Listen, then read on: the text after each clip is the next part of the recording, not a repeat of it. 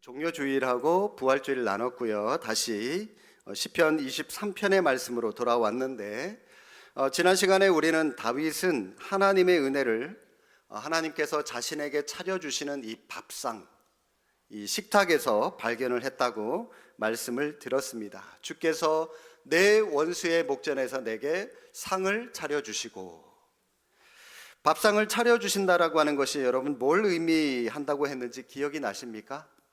밥상 왜 차려주십니까? 많이 먹고 배불러라고 그냥 세리와 죄인들의 그들과 함께 먹고 마시는 예수님의 모습을 예로 들면서 예수님께서 왜 그들과 식사를 함께 하셨는지 그 이유를 설명을 해드렸는데, 그들을 찾아가서 그들과 함께 식사를 하시는 이유, 그것이 그들을 하나님 앞으로 부르는 방법이었고요.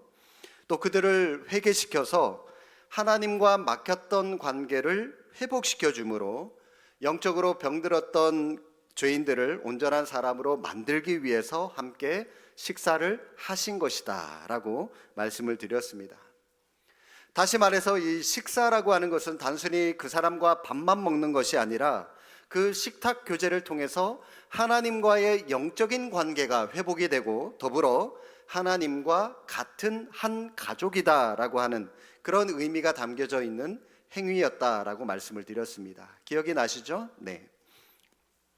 자, 그래서 다윗은 지금까지 자신이 고난의 삶을 살아오면서 하나님이 자기같이 허물 많은 인생을 하나님의 가족으로 여전히 사랑으로 받아주시고 보듬어 주시고, 원수들의 목전에서 자기를 미워하는 그 대적들의 면전에서 식탁까지, 밥상까지 차려주심으로 하나님이 나와 상관없는 하나님이 아니라 다윗의 하나님, 나의 하나님이 되어주신 것 때문에 감격하고 있다라고 했습니다. 이처럼 다윗은 자신을 향한 하나님의 넘치는 은혜를, 하나님이 나를 왕으로 세워주셨기 때문에, 하나님이 나를 부족함 없게 해주셨기 때문에, 여러분 그것도 물론 감사하지만 그것보다는 나에게 밥상을 차려주심으로 말미암아 하나님과 한 가족이 되게 해주신, 하나님과 영적으로 깊은 관계에서 하나님을 찬양하는 모습을 발견하고 있다는 것입니다. 이 사실을 전제로 여러분 오늘 5절 말씀을 한 번 더 좀 살펴보도록 하겠습니다. 목자는 사망의 음침한 골짜기를 지나서 푸른 초장으로 양들을 인도하시고 지팡이와 막대기로 지켜주십니다. 자, 그렇다면 목자가 그 양들을 데리고 간 마지막 그 장소는 가장 좋은 곳이어야 하지 않겠습니까? 늘 푸른 풀밭, 좋은 곳, 쉴만한 물가들만 있는 그런 좋은 장소여야 하지 않겠습니까? 따라서 양들은 마음 놓고 마음껏 풀을 뜯어 먹으며 평안을 누릴 수 있는 그런 곳이어야 되지 않겠습니까? 그러나 양들이 도착한 곳은 원수의 목전, 원수들의 면전이었습니다. 눈앞에 푸른 초장이 펼쳐져 있었지만, 그러나 푸른 초장만 있었던 것이 아니라 바로 그들 앞에 원수들도 함께 있었다라고 하는 것입니다. 마치 그 옛날 구약 시대의 이스라엘 백성들이 가나안 땅에 들어갔지만 그들이 만난 것은 그들을 반기는 친구들이 아니라 오히려 그들을 향하여 칼을 휘두르는 가나안 주민들이 있었던 것과 마찬가지입니다. 우리를 공격하는 원수는 우리의 삶의 현장에 우리와 함께 있습니다. 여러분 가정에 있을 수도 있고, 직장에 여러분 소속되어 있는 어떠한 공동체든 간에 각 도처에서 사람의 모습으로, 어쩌면 또 어떤 사건과 환경의 모습으로 사탄은 호시탐탐 우리를 노리고 있다는 것입니다. 그렇다면 하나님은 우리를 왜 이 원수의 목전으로 인도하셨을까요? 다윗의 고백을 통해서 우리는 그 답을 들을 수가 있는데, 여러분 다윗이 이 시편 23편의 말씀을 어떻게 썼는지 기억이 나십니까?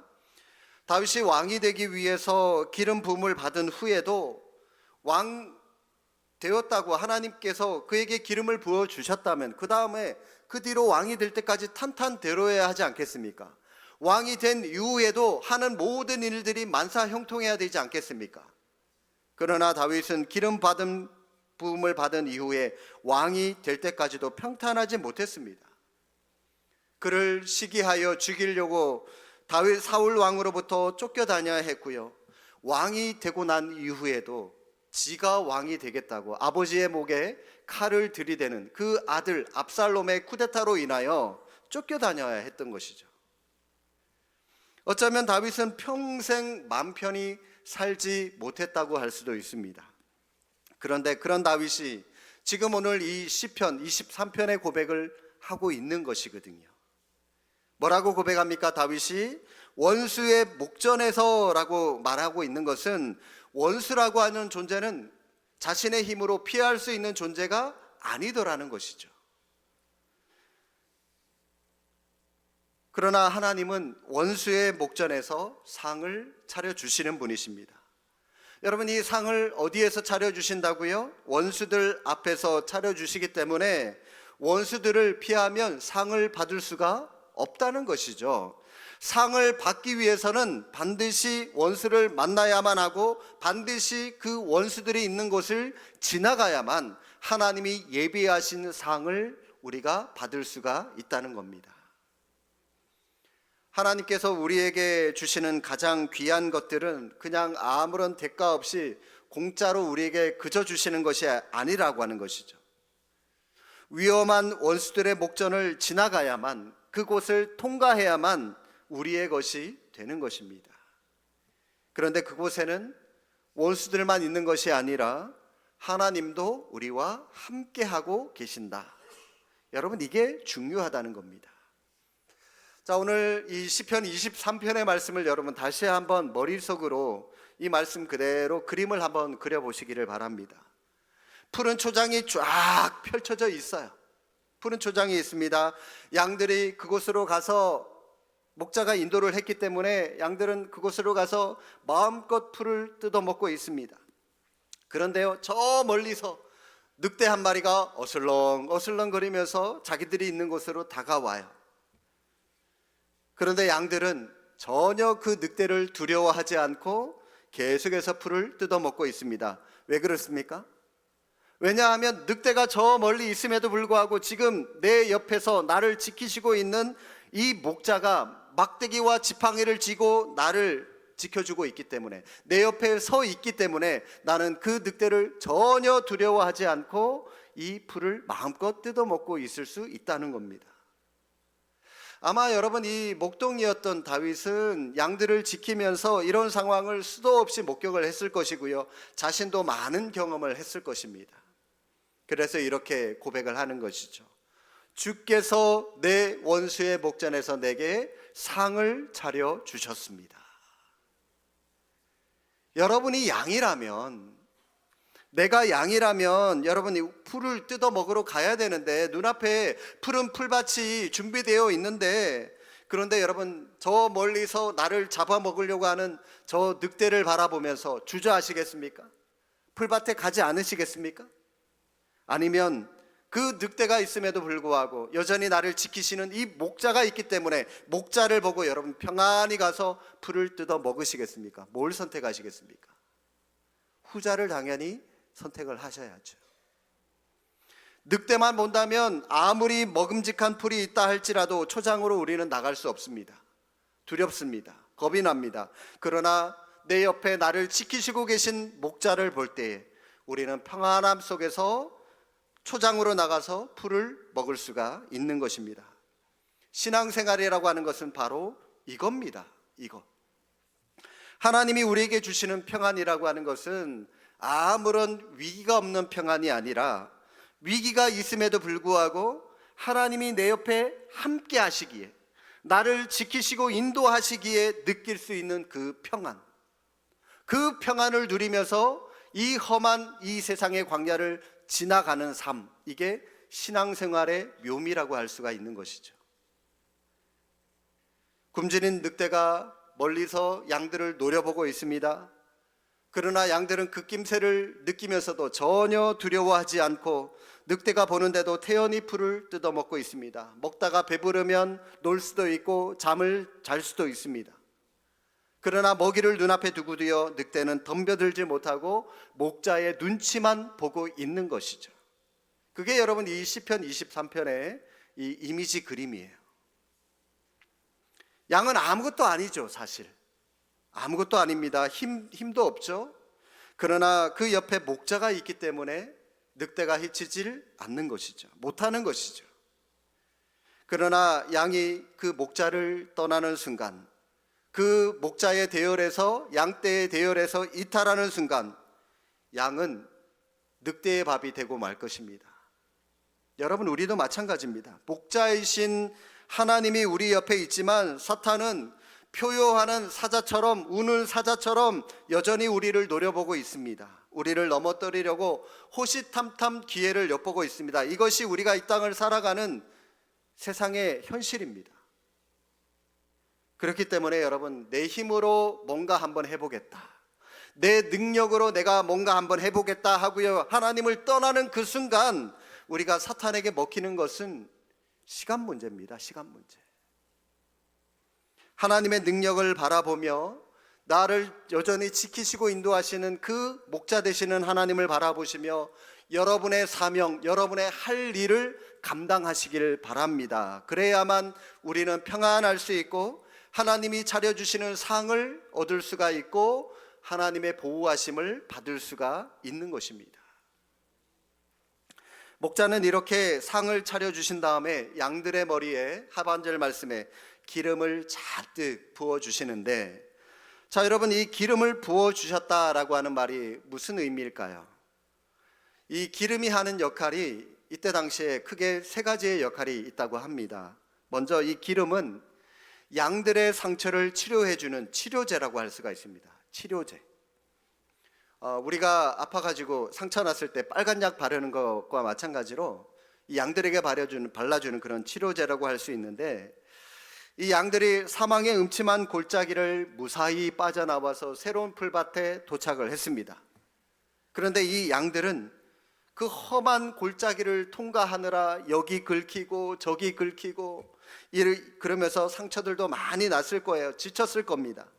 그래서 목자는 한 마리 한 마리 일일이 그 털들을 살펴가면서 뒤져가면서 얘가 상처받은 게 있나 없나, 있으면 그 약을 발라주고, 그런 역할로 이 기름을 발라주는 것이죠. 우리도 마찬가지입니다. 대부분의 많은 사람들이 겉으로 봐서는 전혀 문제가 없는 것처럼 보여요. 이 상처라고 하는 것을 우리는 드러내기를 싫어합니다. 어떤 분들은 이 기도 제목이 있으면, 누가 아파요, 기도 제목이 있으면 일부러 와서 목사님 나를 위해서, 우리 가족을 위해서 기도해 주십시오, 공개적으로 드러내놓고 기도해 주십시오라고 요청하는 분이 있는가 하면, 어떤 분은 가족 중에 아픈 거니까 이게 또 나쁜 것도 아닌데 오히려 드러내기를 싫어하는 분도 계세요. 그냥 목사님만 알고요, 그냥 조용히 기도해 주십시오, 제발 우리 교회 성도들은 몰랐으면 좋겠어요. 그렇게 또 기도하시는 분이 계신데, 이처럼 여러분, 이 상처라고 하는 것을 잘 드러내지 않고 감추려고 하는 그런 사람의 습성도 많이 있습니다. 그러나 여러분, 우리도 인생의 어두운 골짜기, 인생의 광야를 통과하면서 받은 상처들 분명히 있어요. 겉으로 긁혀서 눈에 보이는 상처가 있는가 하면 남들에게 보여주지 않은 마음의 상처들도 누구나가 다 가지고 있는 것, 여러분, 그렇게 우리가 이 땅을 살아가고 있지 않습니까?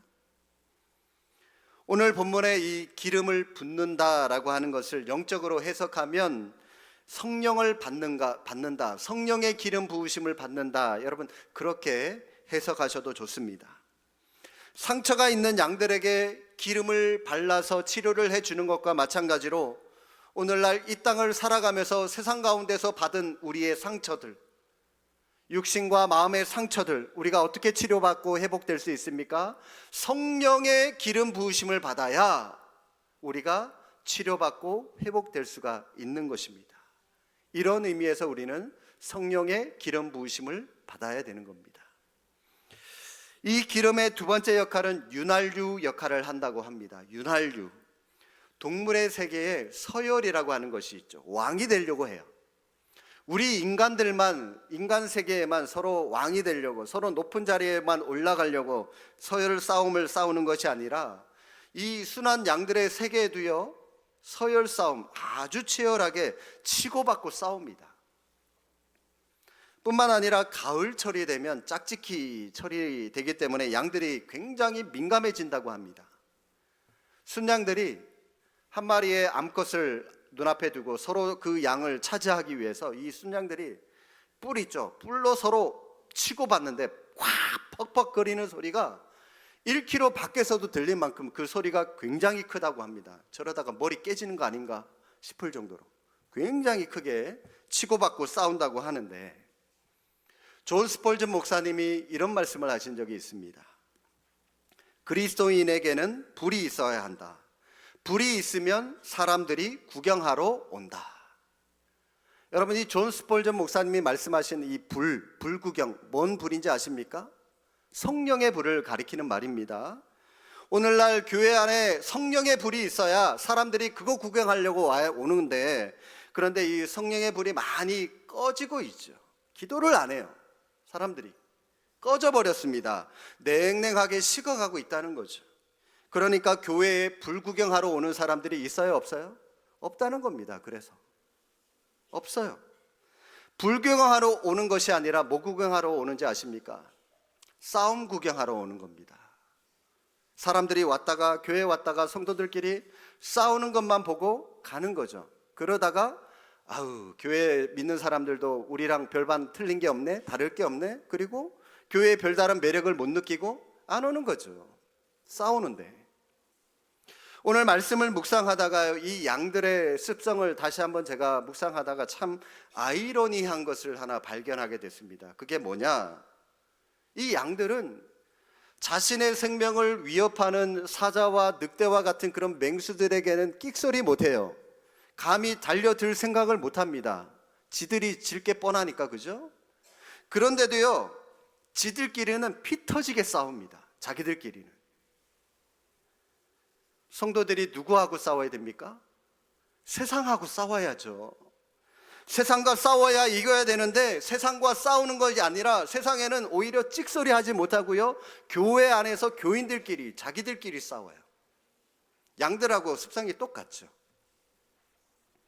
악한 영적 세력과 공중 권세 잡은 영들과 영적 전쟁에서 승리하기 위해서 하나가 되어서 우리가 저 세상을 향하여 담대히 나가서 싸워야 되는데, 그런데 우리는 찍소리 못하고요, 교회 안에서 같은 교인들끼리 싸웁니다.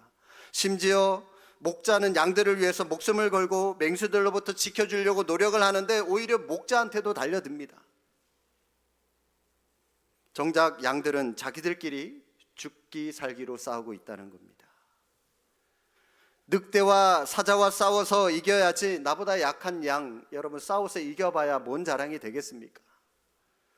불의와 싸워서 이겨야 되고요, 교회를 대적하고 예수 그리스도를 대적하는 세력, 그런 세상의 세력과 맞서서 싸워서 이겨야 되는데, 다른 양들과 치고받고 싸워서 이겼다고 해서 여러분 무슨 자랑거리가 되겠습니까?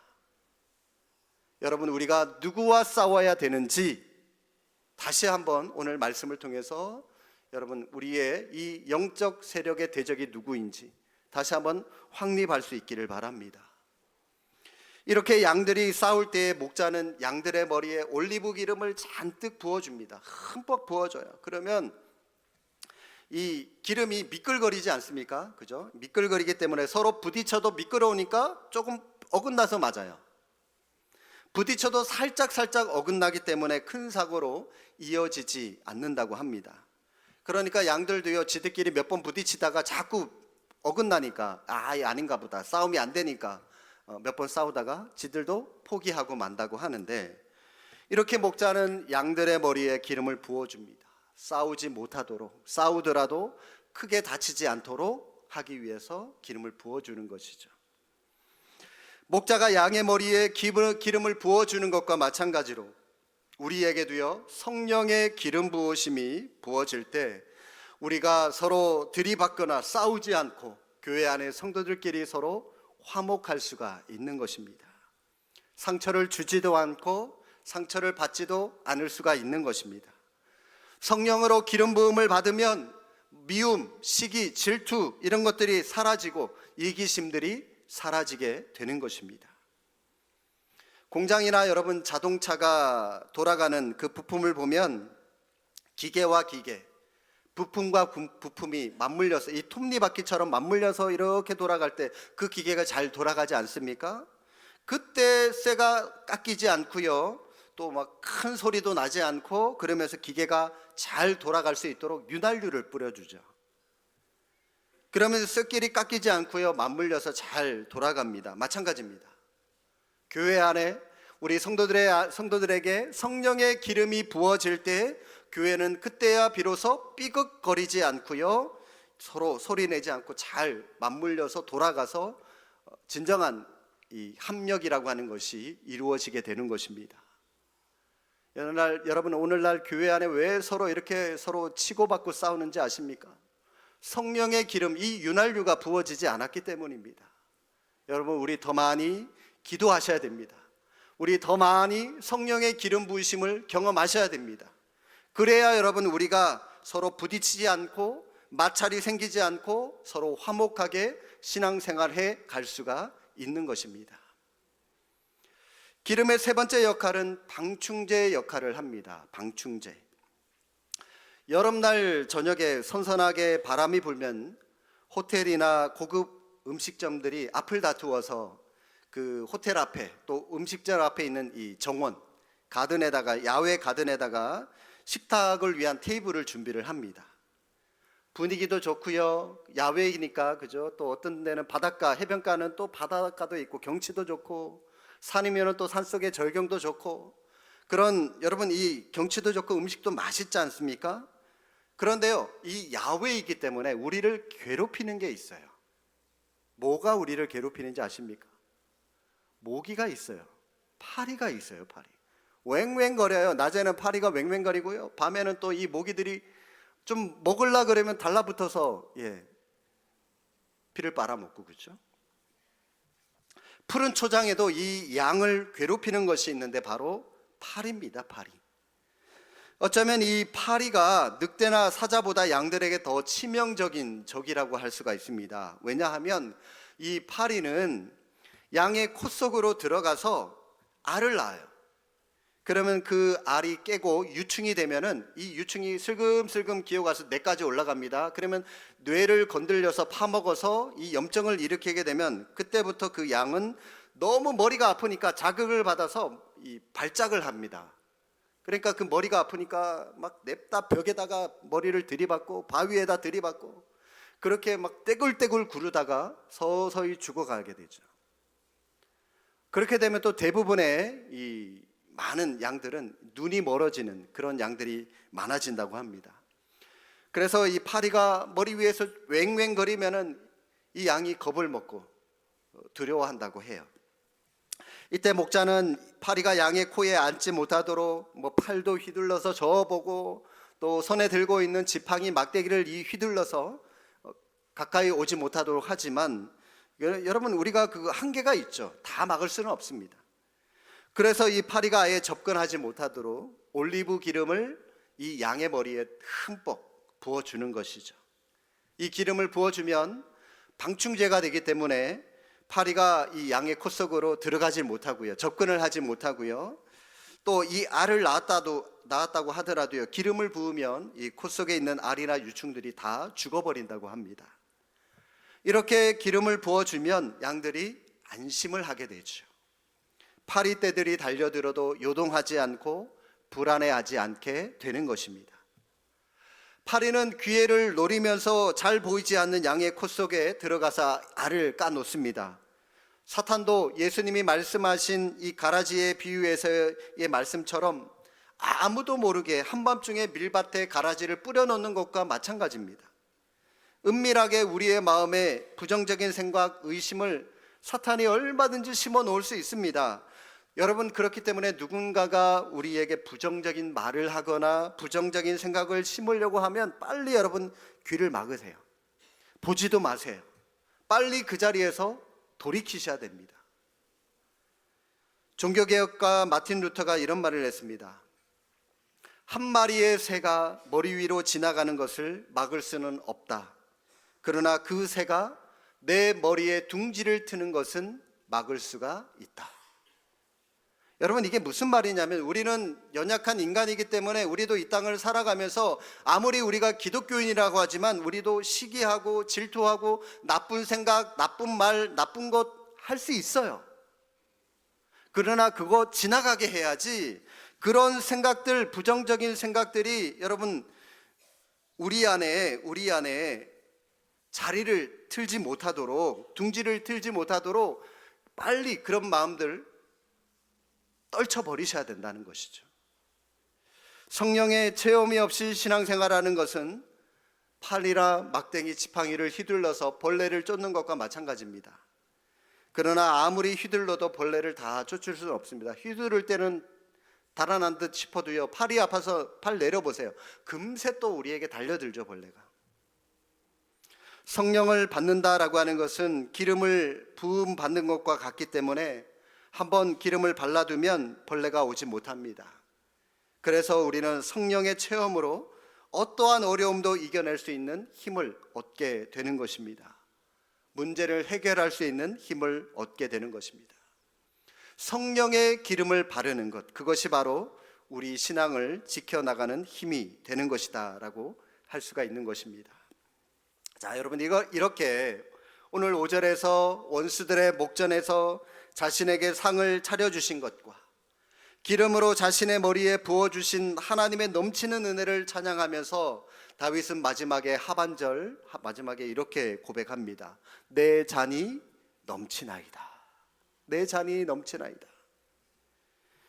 이 고대 근동 지방에서 잔이 넘친다라고 하는 표현은 손님을 접대하는, 대접하는 주인의 마음을 나타내는 말입니다. 쉽게 말해서 손님을 환영한다는 뜻으로 여러분 잔을 넘치게 따랐다고 보시면 됩니다. 잔이 비어지기가 무섭게 주인이 또다시 잔을 가득 채워줘요. 그러면 그 손님에게 오래 더 우리 집에 머물러도 좋습니다 라고 하는 그런 의미를 나타내는 것이고요. 만약 잔이 비어졌는데도 불구하고 채워주지 않으면 이제 그만 돌아가셔도 좋겠습니다 라고 하는 그런 암시를 나타내는 행위라고 생각하시면 됩니다. 조금 더 말씀을 드리면, 여러분 그 친구 집에 초대받아서 친구 집에 가시잖아요. 그러면 음식을 다 먹어요. 거의 다 먹어가는데 잔이 또 다 비워졌는데도 더 채워주지 않으면 그냥 가라 그러는 사인으로 가시고 그냥 얼른 일어나서 자기 집으로 돌아가시면 됩니다. 눈치 없이 음식 더 가져와라, 마실 것 더 가져와라 그런 말씀 하지 마시고 그냥 두말하지 않고 비워주지 않으면, 더 잔을 채워주지 않으면 그냥 돌아가시면 되는 거예요. 그런데요, 나 이제 배불러, 못 먹겠어, 그만하면 됐다 그러는데도요 계속해서 잔을 더 많이 채워주시고 음식을 계속 내다 주고, 무슨 뜻입니까? 가지 말고요, 나와 좀 더 있어 주십시오, 그런 의미이기 때문에 그럴 때는 여러분 더 그 집에 머물러도 좋습니다. 지금 주님이 우리에게 상을 차려주셨습니다. 그런데 어떤 상을요? 빈잔이 넘치는, 가득가득 넘치는 그런 상을 차려주셨습니다. 우리의 빈잔을 넘치도록 부어주셨는데 뭘 의미합니까? 주님께서 우리와 함께 더 머물기를 원하신다라고 하는 그런 뜻입니다. 우리와 함께 넘치는 성령의 역사를 이루기를 원하신다라고 하는 그런 뜻. 그런데 여러분, 여기서 말씀하는 이 잔이라고 하는 것은 조그마한 작은 물컵을 의미하는 게 아닙니다. 양이 마시는 그 컵.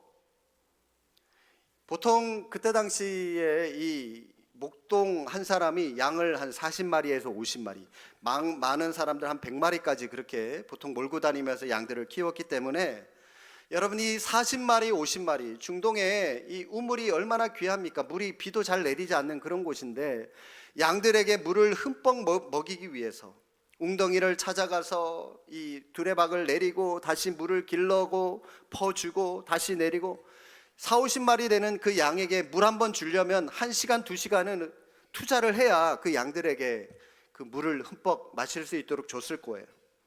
목자의 입장에서 얼마나 힘이 들었겠습니까? 그러나 양들이 맛있게 물을 마시는 모습을 보면서 목자는 흐뭇한 미소를 짓는 것이죠. 목자는 양들이 마음껏 물을 마실 수 있도록 계속해서 물을 길어 올립니다. 물통에 물이 차고 넘치도록 물을 줍니다. 양들은 더없이 그 물을 마시면서 행복해하는 것이죠. 그러면서 양들이 하는 말, 내 잔이 넘치나이다. 성도 여러분, 우리가 살아가는데 필요한 모든 것들 전부 은혜로 주어진 것임을 깨달을 때 우리는 하나님께 내 잔이 넘치나이다, 이런 고백을 할 수밖에 없습니다. 우리가 받은 것 어느 것 하나하나 하나님이 주시지 않은 것이 없다는 사실을 깨달을 때 내 잔이 넘치나이다 라고 우리는 고백할 수밖에 없는 것입니다. 우리에게 주어진 인생이 선물이라고 하는 것을 깨달을 때 인생에 대한 감사하는 태도로 살아갈 수가 있는 것입니다. 우리에게 넘치는 은혜를 부어주시는 그 하나님으로 인하여 하늘의 평강과 충만한 기쁨으로 이 땅을 살아가는 저와 여러분, 우리 모두가 될 수 있기를 주님의 이름으로 축복합니다. 기도하겠습니다.